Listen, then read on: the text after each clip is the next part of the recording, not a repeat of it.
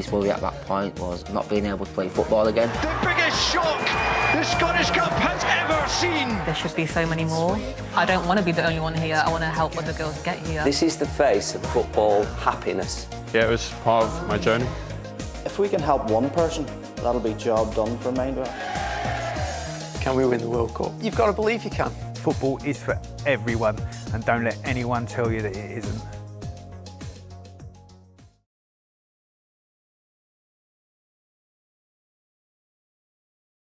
Ready or not, here I come. You can't hide. Who ordered a steam train in a ride? What a try! Unbelievable! Every game live of the Women's Six Nations starts today at 1:45 on BBC iPlayer. BBC One on your Saturday now, the BBC News at 1 with Anita McVeigh.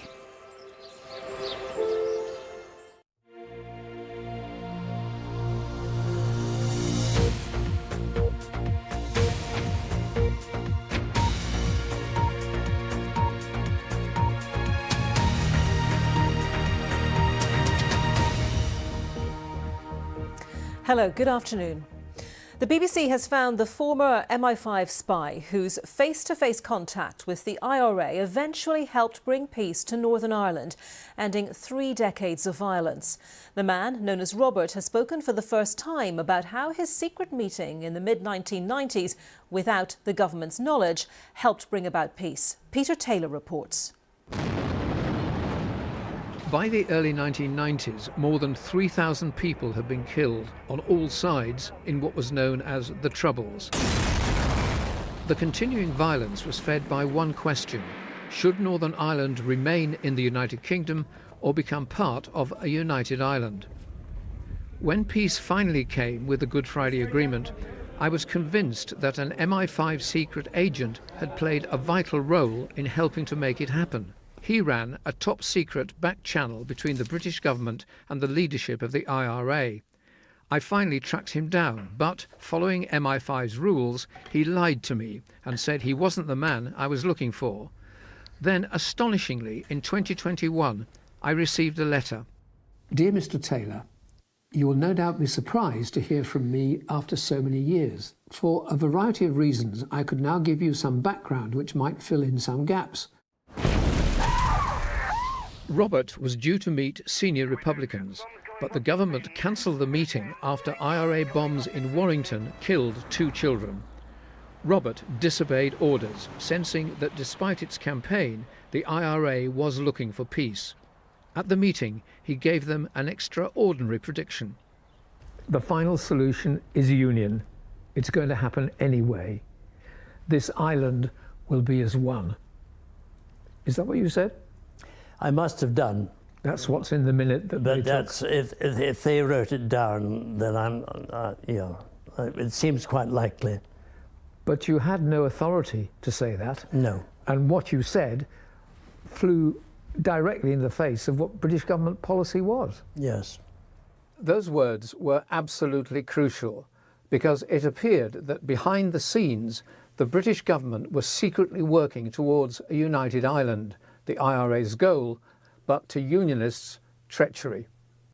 But in the autumn of 1993, with no sign of the violence ending, Robert's secret mission was exposed. He resigned from MI5. The operation looked like a failure. But that's not the end of the story. The IRA still had a desire to carry on discussing a way forward, remembering Robert's words, "The final solution is union. This island will be as one." I believe that Robert's words helped pave the way for the ceasefire and ultimately the Good Friday Agreement of 1998. It also meant that an uncountable number of lives were saved. Looking back, it's a degree of pride that I've played a small part in history, done some good in the world. Peter Taylor, BBC News. And you can see Peter's full story on BBC Two at 7 p.m. tonight and at 10 to 10 in Northern Ireland. It's also available on iPlayer.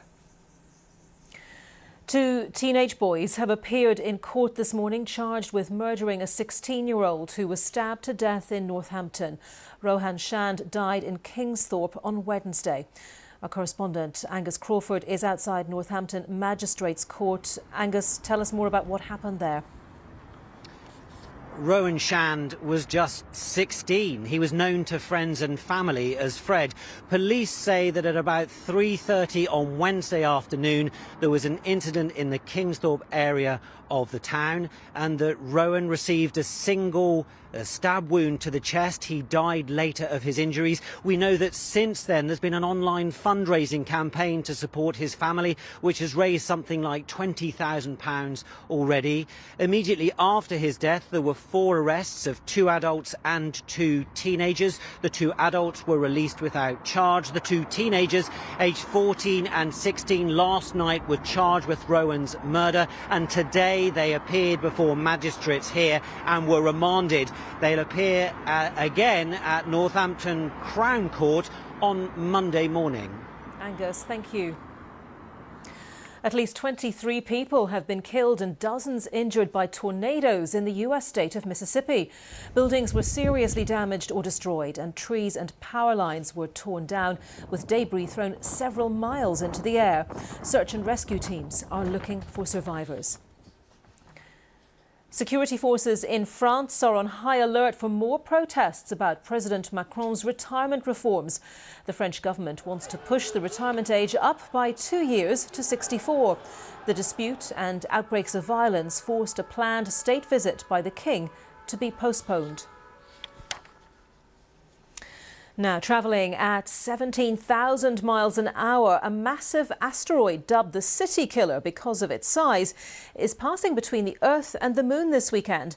Astronomers say the asteroid will pass by safely and has been visible through binoculars since last night. Here's Richard Galpin. It may look like a tiny dot, but this asteroid is 115 feet across and travelling at 17,000 miles an hour. It is coming comparatively close to our planet. If it were to hit our world, it could do significant damage. It's thought it could destroy a city. This is the moment when an asteroid hit Russia back in 2013, damaging buildings and frightening the local population. But thankfully this time, scientists say there's nothing to worry about. It's just going to sail straight past us, so it's going to be moving really quite rapidly across the sky, so you'll see it move through lots of different constellations as the night progresses. But yeah, this is not going to hit anything at all, just going to zip past between the Earth and the Moon. According to NASA, it's an important opportunity for astronomers to increase their knowledge of asteroids in the event that a dangerous object were to be discovered with the potential to hit Earth. All asteroids are kind of potato-shaped. They're irregular bits of rubble left over from the solar system's formation. But as this one comes closer, we'll be able to study it a bit more and maybe give a more realistic description of what it might look like. That's important because it may not be the last time this asteroid visits planet Earth. This orbits the sun as well, and of course that means because it crosses Earth's orbit, it will actually cross over again, and so therefore we will see it in a few years' time. Check the night sky this evening to see if you can spot it. Richard Galpin, BBC News.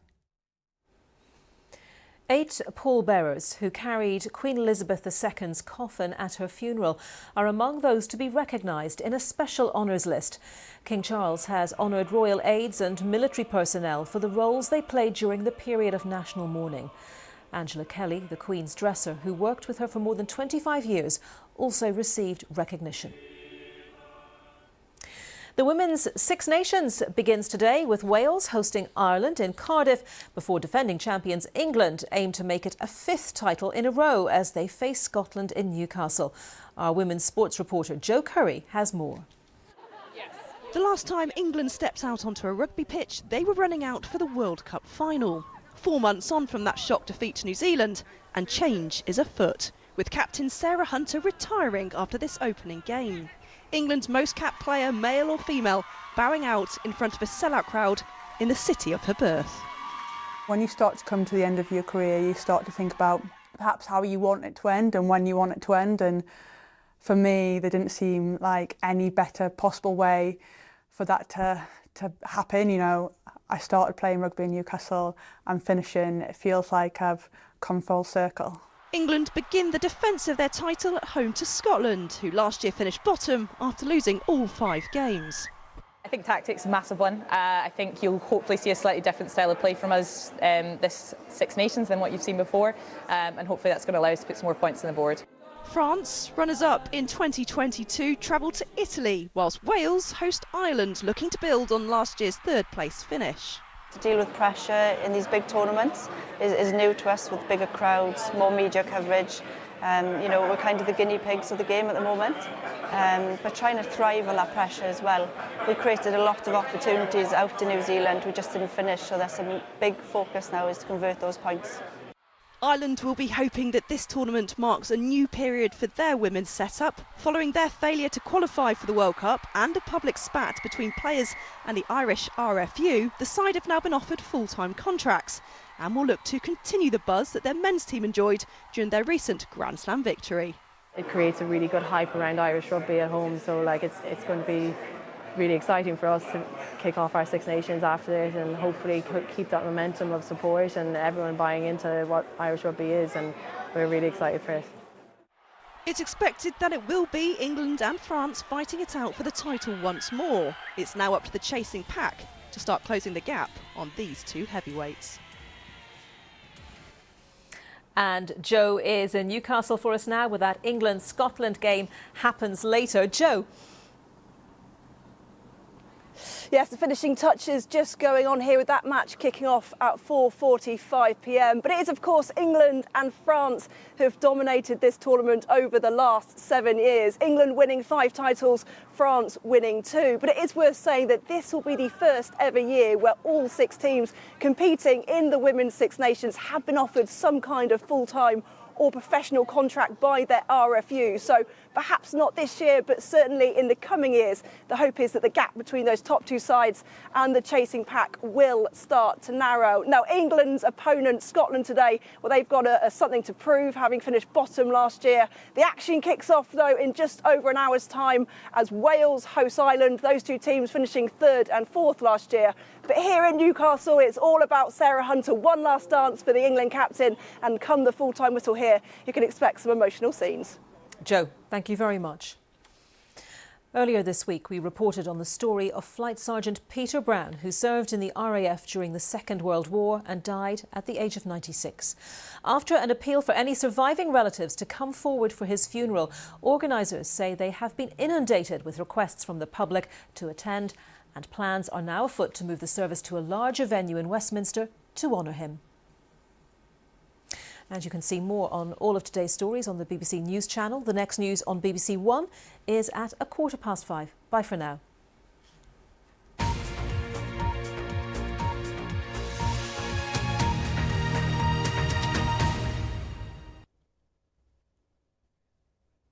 Hello. After what's been a milder week for many, things are about to turn briefly colder again. More on that in just a moment. Back to this afternoon, which is broadly across the UK an afternoon of sunshine and showers. A good afternoon for watching rainbows. This is Skipton in North Yorkshire earlier on this morning. Still plenty of showers to come through the afternoon. This is where they've been falling over the last few hours, and you can see they're starting to concentrate once again through parts of Northern Ireland into Western Scotland and northwest England, and some heavier showers pushing in across southwest England. This zone here through parts of the Midlands, East Anglia, up into northern England and northwest Scotland could well linger and be quite slow moving, those bands of showers. To the north of that, some sunshine, but with some wintry showers for northern Scotland. To the south, some spells of sunshine. And here, still quite a mild afternoon, but you'll notice temperatures in mid to high single figures across northern Scotland. It will be turning quite cold here overnight. Got a band of rain and cloud pushing its way across central southern England into Wales and the Midlands. Further north, a lot of cloud, but some clearer skies across Scotland. Still some wintry showers, and temperatures here perhaps as low as -2 Celsius, and temperatures at or below freezing